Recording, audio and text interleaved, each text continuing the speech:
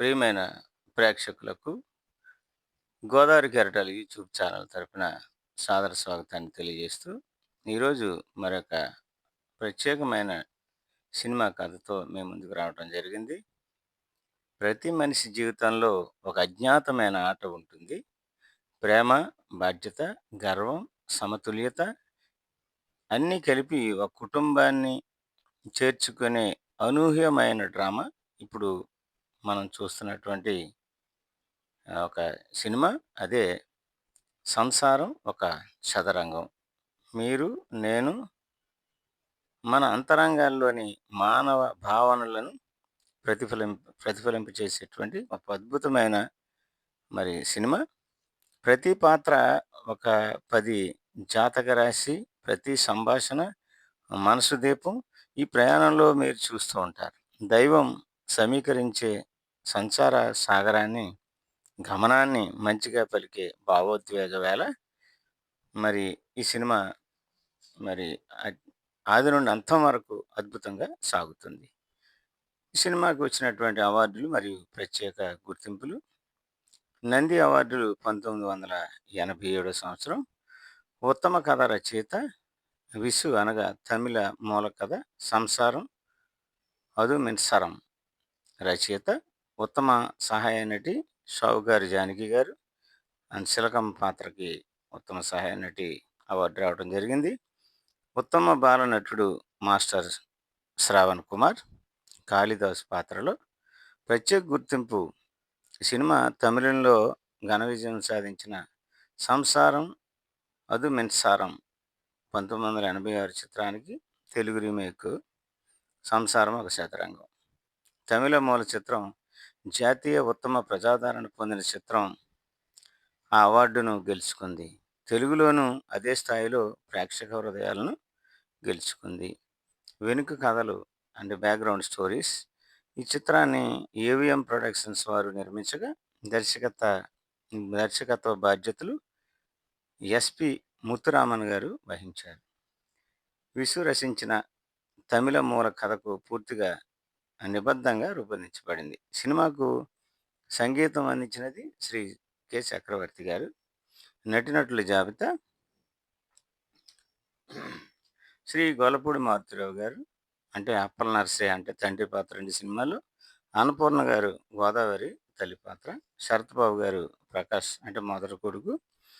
సుహాసిని గారు ఉమ అంటే ప్రకాష్ భార్య. రాజేంద్ర ప్రసాద్ అంటే రాఘవ అంటే ఈయన గొల్లపూడి మారుతిరావు గారి రెండవ కొడుకు.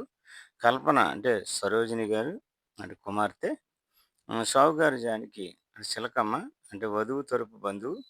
ముచ్చర్ల అరుణ్ గారు వసంత. నూతన్ ప్రసాద్ గారు పీటర్. హేమసుందర్ జగన్నాథం గారు. హ్మ్. దిలీప్ చిన్నల్లుడు. మాస్టర్ శ్రవణ్ కుమార్ కాళిదాస్. ఇతర పాత్రల్లో తదితరులు కూడా అనేక మంది నటించారు. వారిలో జుట్టు నరసింహ గారు, పొట్టి వీరయ్య గారు తదితరులు. నటీనటుల జాబితా: హ్మ్. శ్రీ గొల్లపూడి మారుతిరావు గారు మనం చెప్పుకోవడం జరిగింది. తండ్రి పాత్రలో వారు నటించడం జరిగింది. ముఖ్య కుటుంబ పాత్రలో అప్పల నరసయ్య గారు, గోలపూడి మారుతిరావు గారు ఈ కుటుంబానికి తండ్రిగా నియమాలు, ఆచారాలు ఆచారాలపై నమ్మకమున్న కర్తవ్యపరుడు. పిల్లలకు విలువలు నేర్పాలన్న ఆశతో జీవించే వ్యక్తి. సత్యవంతుడు, కానీ కొంత కట్టుబాటుతో వ్యవహరించేవాడు. గోదావరి అనగా అన్నపూర్ణ గారు. తల్లి పాత్ర నిశ్శబ్దంగా ఇంటిని కాపాడే స్తంభం. తన పిల్లల మధ్య తలెత్తే మనోభేదాలను ప్రేమతో తీర్చాలన్న తపన ఆమెది. కుటుంబంలోని పిల్లలు మరియు వారి జీవితం. ప్రకాష్ అంటే శరత్బాబు గారు. అప్పల నరసయ్య అంటే గొల్లపూడి మారుతిరావు గారు పెద్ద కొడుకండి. ఒక ప్రభుత్వ ఉద్యోగి, బాధ్యతాయుతంగా వ్యవహరిస్తాడు. మంచి మనసున్నవాడు, కానీ తండ్రికి పూర్తిగా లోబడి ఉండే వ్యక్తి మాత్రం కాదు. ఉమ అనగా సుహాసిని గారు. ప్రకాష్ భార్య. ఆచారబద్ధమైన కుటుంబంలో మార్పు కోసం వెతుకుతూ ఒత్తిడుల మధ్య జీవించే భార్య. విద్యావంతురాలు, ఆత్మవిశ్వాసంతో ఉండే మహిళ. చివరికి కుటుంబాన్ని సమీకరించే ప్రయత్నం ఆమెదే. రాఘవ అంట శ్రీ రాజేంద్ర ప్రసాద్ గారండి. రెండవ కొడుకైన ఎవరికి గోలపూడి మారుతిరావు గారి రెండవ కొడుకు. అలసత్వంతో కొంత స్వేచ్ఛ కోరే స్వభావం. తండ్రి నియమాలను పంచుకోలేదు. తనే తన నిర్ణయాలను తీసుకోవాలని అనుకునే యువకుడు. సరోజిని అనగా కల్పన కుమార్తె కుటుంబానికి నిబద్ధురాలిగా ఉంటుంది. తన తల్లి, తండ్రుల పట్ల గౌరవంతో ఉండే వ్యక్తి. ఇతర కుటుంబ సంబంధిత పాత్రలు శిలకమ్మ అనగా షావుకారి జానకి గారు, పెద్ద వయసు బంధువు, ఇంట్లో భిన్న అభిప్రాయాలు ఉన్న అందరినీ చక్కదిద్దే సామర్థ్యం ఉన్నది. తలచినది చెప్పే ధైర్యం, కానీ ఆ మాటల వెనుక మంచి ఉద్దేశం ఉంటుంది. వసంత్ అనగా ముత్యాల అరుణ్ గారు, సరోజినికి సంబంధించిన వధువు తరపు కుటుంబం కథలో గంభీరతకు స్పర్శ తీసుకురావడంలో భాగమవుతుంది. పీటర్ అనగా నూతన్ ప్రసాద్ గారు, ఇంటి అద్దెదారు, మతపరంగా భిన్నమైన కుటుంబంలోని సమస్యలను వెలికి తీయడంలో ఒక కీలక పాత్ర పోషిస్తాడు. కొంచెం హాస్యభరితమైన, ఆసక్తికరమైన పాత్ర. పిల్లల పాత్రలు అనగా కాళిదాసు అండి మాస్టర్ శ్రవణ్ కుమార్, బాలుడు ప్రకాష్ ఉమలకు చెందిన కుమారుడితను. చిన్నపిల్లల భావావేశాలను ప్రతిబింబించే పాత్ర. అతని మాటల్లో నిజాయితీ, అమాయకత్వం కనిపిస్తుంది. ఇతర పాత్రలు అనగా జగన్నాథం అనగా యామ్ సుందర్ బయటి వ్యక్తిగా కనిపించి కథలో ముఖ్యమైన మలుపులను తెస్తాడు. చిన్నల్లుడు అంటే దిలీప్ సరోజినికి సంబంధించి వచ్చే పాత్ర కథలో చిన్న భాగమైన మానవ సంబంధాలని ప్రతిబింబించడంలో సహాయపడుతుంది. కథా సారాంశం: అప్పలనరసయ్య గారు అంటే గొల్లపూడి మారుతిరావు గారు ఒక మధ్యతరగతి కుటుంబ తలపతి. అతని భార్య గోదావరి అంటే అన్నపూర్ణమ్మ గారు, పెద్ద కొడుకు ప్రకాష్, శరత్బాబు, చిన్న కొడుకు రాఘవ అంటే రాజేంద్ర ప్రసాద్ గారు, కుమార్తె సరోజిని అంటే కల్పన ఉంటారు. ప్రకాష్కు భార్య ఉమ సుహాసిని, రాఘవకు త్వరలో పెళ్లి జరగబోతోంది. మొత్తం కుటుంబం ఒకే ఇంట్లో సంప్రదాయ విలువలతో జీవిస్తోంది. అప్పల నరసయ్య చాలా నియమనిష్టలతో, కుటుంబ కట్టుబాట్లతో బ్రతికే వ్యక్తి. ఆయనకు అన్నీ తన నియమాల ప్రకారమే జరగాలనేది అతని అభిమతం. అయితే ప్రకాష్, రాఘవ తమ తమ దారుల్లో జీవించాలనుకుంటారు. అప్పుడే కుటుంబంలో అంతరాలు మొదలవుతాయి. ఉమ ప్రకాష్ భార్య ఒక తెలివైన చదువుకున్న మహిళ. ఆమె కుటుంబంలోని చిన్న చిన్న సమస్యలను తీర్చే ప్రయత్నం చేస్తూ ఉంటుంది. అయితే నరసయ్య తన నియమాలపై మక్కువతో ఆమె ఆలోచనలను పట్టించుకోడు. అప్పుడే ఆర్థిక సమస్యలు, గృహ సమస్యలు, ఆస్తి పంపకాలు మొదలై కుటుంబంలో బహిరంగంగా వివాదాలు రావడం ప్రారంభమవుతుంది. ఉమ ఒక సలహా ఇస్తుంది: మన ఇంట్లో ఖర్చులు ఎవరి కోసం వారు చూసుకోవాలనిపించాలే కానీ ఒకరి జీవితాన్ని అందరికీ పంచుకోవడం ద్వారా మన కుటుంబంలో గౌరవం పోతుంది అని. ఇది పెద్ద కుదుపుగా మారుతుంది. నరసయ్య కోపంతో ప్రకాష్ దంపతులన్నింటి నుండి వేరుగా జీవించమంటాడు. ఈ పగటి ఆమ్, ఈ పగటి కల్లా మొదలైన సంఘర్షణలో చిన్న కుమారుడు రాఘవ్ కూడా తన జీవితాన్ని తనంతట తాను నిర్మించాలనుకుంటాడు. సరోజిని పెళ్లి విషయంలో కూడా తండ్రి తీసుకున్న నిర్ణయాలను కుటుంబ సభ్యులు వ్యతిరేకంగా నిలుస్తారు. ఇంతలో చిలకమ్మ అంటే సావుగారు జానకి గారి వంటి బంధువులు మధ్యవర్తులుగా ఉండే ప్రయత్నం చేస్తారు. కుటుంబంలో వాస్తవికత ఏమిటి, గౌరవం ఏమిటి, బాధ్యత ఎవరిది అనే ప్రశ్నలు ఒక్కొక్కటిగా తలెత్తుతాయి. చివరికి ఉమ, నరసయ్య ఇద్దరి మధ్య ఉదయించిన భావోద్వేగ పతాకానికి నరసయ్య గుండె విచలమవుతోంది. అతను తన తప్పును తెలుసుకుంటాడు. ప్రతి ఒక్కరిలో తాను ఎదురు చూసిన కర్తవ్యపరుడు తనదైన కోణంలో ఉందని అంగీకరిస్తాడు. ముగింపు: చివరకు వేరువేరుగా ఉండాలని నిర్ణయించుకున్న కుటుంబ సభ్యులు మళ్ళీ ఒకటవుతారు. కానీ ఈసారి వారిలో ప్రతి ఒక్కరికి తమ వ్యక్తిత్వానికి, స్వేచ్ఛకు గౌరవం లభించేలా మార్పు సంభవిస్తుంది. సంసారం అనే చదరంగం చివరికి మనసుల మధ్య సామరస్యం ద్వారా విజయం సాధిస్తుంది. ప్రధాన సందేశం: ఈ సినిమా ఒక బలమైన సందేశాన్ని అందిస్తుంది. కుటుంబం అంటే ఒకదానిని నియంత్రించడం కాదు, ఒకరినొకరు అర్థం చేసుకోవటం, గౌరవించటం, ప్రేమించటం. ఈ కథ కాలాతీతం. అప్పటి నుంచి ఇప్పటి వరకు ప్రతి తరానికి అన్వయించగల శక్తివంతమైన కుటుంబ నాటకం. సన్నివేశం: కుటుంబ పరిచయం. ఉదయాన్నే ఇంట్లో దృశ్యం. నరసయ్య: ఏం బాబు, ఆ పేపర్లో కూర్చున్నావే గాని ఇంటి ఖర్చుల కోసం ఎవరో ముందుకు రావాలనిపించడం లేదేమో అంటారు. ఉమ అంటుంది: తాతయ్య గారు, ప్రతి ఒక్కరి బాధ్యత ఒక్కరిదే కాదు కదా, ఇల్లు అంటే అందరూ కలిసి నడిపించాల్సిన పందిరి అంటుంది. సన్నివేశం 2లో ఉమ బడ్జెట్ ప్లాన్ ప్రతిపాదన చేస్తుంది. ఉమ అంటుంది, ఒక్కో వ్యక్తి తన సంపాదనను చూసుకుంటే గాని కుటుంబంలో ఎవరు గౌరవించబడరని నమ్మకం నాకుంది తాతయ్య గారు అంటుంది. నరసయ్య గారు అంటారు, ఇల్లు నడిపే పద్ధతులు నేనెన్నాళ్ళకో నేర్చుకున్నా. నువ్వు పాఠాలు చెప్పాల్సిన అవసరం లేదు అని అంటారు. సన్నివేశం ప్రకాష్, ఉమ మధ్య అవగాహన. ప్రకాష్ అంటాడు, నాయన గారి మాటలు నీకు తప్పుగా అనిపించవచ్చు ఉమ, కానీ ఆయన మనసులో బాధ్యత ఎక్కువ అంటాడు. ఉమ అంటుంది, ఆ బాధ్యతేనా లేక మనసులను మర్చిపోవటమా? ప్రేమ లేని క్రమశిక్షణ ఎందుకు అంటుంది. ప్రకాష్ అంటుంది. సన్నివేశం రాఘవ తిరుగుబాటు. రాఘవ అంటాడు, నాయన నీ నియమాలు నన్ను చంపేస్తున్నాయి. నా జీవితం డెసిషన్స్ నేను తీసుకుంటాను అంటాడు. నరసయ్య అంటారు, ఇల్లు ఒక పాఠశాల. శ్రద్ధ లేని విద్యార్థికి అక్కడ స్థానం ఉండదు అని నరసయ్య గారు సమాధానం ఇస్తారు. సన్నివేశంలో మరొక సన్నివేశం సరోజిని పెళ్లి విషయం. సరోజిని అంటుంది, నాయనగారు పెళ్ళి నా జీవితపు మలుపు. కానీ నన్ను అడగకుండా నీవే నిర్ణయం తీసుకుంటే నా అభిప్రాయం ఎక్కడ అంటుంది. సన్నివేశంలో శిలకమ్మ మధ్యవర్తిత్వం వహిస్తుంది. శిలకమ్మ అంటే సావుగారి జానకి గారు, బురద పడిన నీళ్లను తినిపించలేం, కానీ తేట నీళ్ళలా మన సంబంధాలు తిరిగి మెలిగేలా చేస్తే చాలు అంటుంది. సన్నివేశం ఉమ నరసయ్య తార్కిక వాదన. ఉమ అంటుంది, ఒక్కసారి ఆలోచించండి నాయన గారు, మిమ్మల్ని మేమెందుకు గౌరవించాలంటే మా స్వేచ్ఛను మీరు గౌరవించాలి అంటుంది. సన్నివేశం 8లో కుటుంబ విభజన.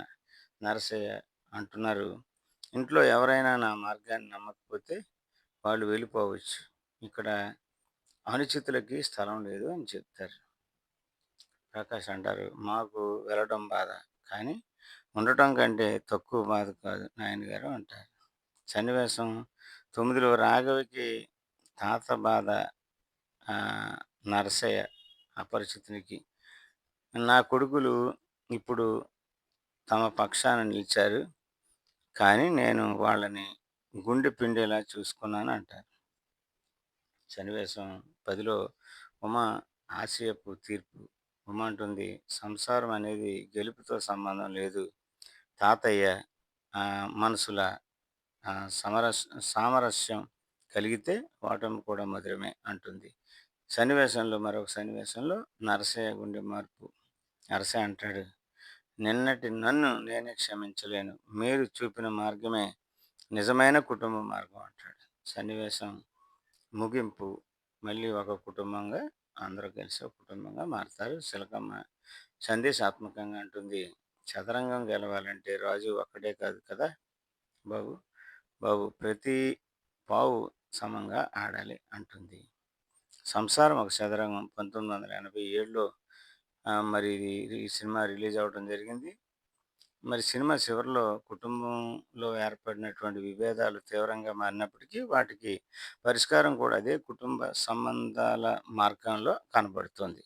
నరసయ్య తన భావాల కంటే విలువైనది ఏమిటో తెలుసుకుంటాడు. బంధాలు, ఆత్మీయత, సమాజంలో మారుతున్న విలువలు.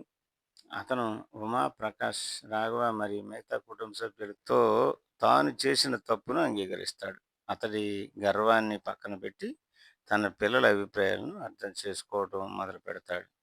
ఉమా పాత్ర చివరికి ఒక కీలక సందేశాన్ని అందిస్తుంది. సంసారం ఒక చదరంగంలా ఉంటుంది.